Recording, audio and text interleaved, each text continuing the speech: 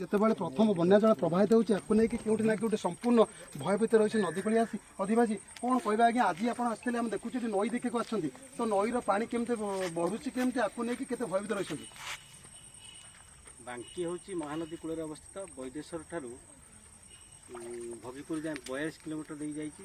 ତେଣୁ ପ୍ରାୟ ବାଙ୍କିବାସୀ ସବୁ ବର୍ଷ ଭୟଭୀତ, ବନ୍ୟା ନାଁ ଶୁଣିଲେ ଭୟ ହେଉଛନ୍ତି। ପ୍ରାୟ ଅଧିକାଂଶ 80 ରୁ 90% ଗାଁ ବୁଡ଼ିଯାଏ।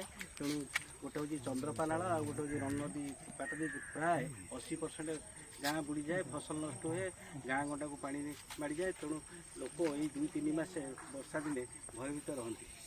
ତ ଗୋଟେ ପଟେ ଯେତେବେଳେ ଆପଣ କହୁଛନ୍ତି ଯେ ମହାନଦୀର ଯେଉଁ ବନ୍ୟା ଜଳ ଯଦି ପ୍ରଭାବିତ ହୁଏ, ମହାନଦୀ ଯଦି ଫୁଲେ, ମହାନଦୀର ବଢ଼ି ପାଣି ଯଦି ବ୍ୟାକୱାଟର ରଣନ କିମ୍ବା ଚନ୍ଦ୍ରପା ଦେଇକି ଯାଏ, ଅନେକ ଗାଁ ପ୍ରଭାବିତ ହୁଏ। ତ ଗୋଟେ ପଟେ ଯେତେବେଳେ ସବୁବେଳେ ଏଇ ଜିନିଷଟା ସାମ୍ନାକୁ ଆସୁଛି, ଆକୁ କିଭଳି ରୋକ ଲଗାଯାଇପାରିବ ବା ଆକୁ ଏହାର ବିକଳ୍ପ ଭାବେ ପାଣିକୁ କେମିତି ଛଡ଼ାଯାଇପାରିବ ବାହାରକୁ, ୟା ପାଇଁ କିଛି ପ୍ରଶାସନ ସ୍ତରରେ ପଦକ୍ଷେପ ନେବାର ଆବଶ୍ୟକତା ରହିଛି ନା ରହିନି?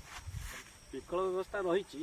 ଯଦି ରଣନଦୀକୁ ନେଇ ତାକୁ ମାଲାଗୁଡ଼ି ନଦୀ ଦେଇକି ଚିଲିକାରେ ପଡ଼ିଯାନ୍ତା, ତେଣୁ ବନ୍ୟା ଜଳ କିଛି ନିଷ୍କାସନ ହୁଅନ୍ତା। ଆଉ ଏଠି ଚନ୍ଦ୍ରପାଟି ସୁଇଚ୍ ଗେଟ୍ ବନ୍ଦ କରାଗଲେ କିଛି ଲୋକ କିଛି ଗାଁ ସେଥିରୁ ରକ୍ଷା ପାଆନ୍ତି। ତେଣୁ ସ୍ଥାୟୀ ଦୀର୍ଘସ୍ଥାୟୀ ପ୍ରତିକାର କରିବା ନିହାତି ଆବଶ୍ୟକ ଜରୁରୀ ଅଟେ। ଆପଣଙ୍କୁ ମଧ୍ୟ ଆମେ ଦେଖୁଛୁ ଏଠି ଆସିଛନ୍ତି ମହାନଦୀର ଏ ଯେଉଁ ବଢ଼ି ପାଣି ଦେଖିବା ପାଇଁ।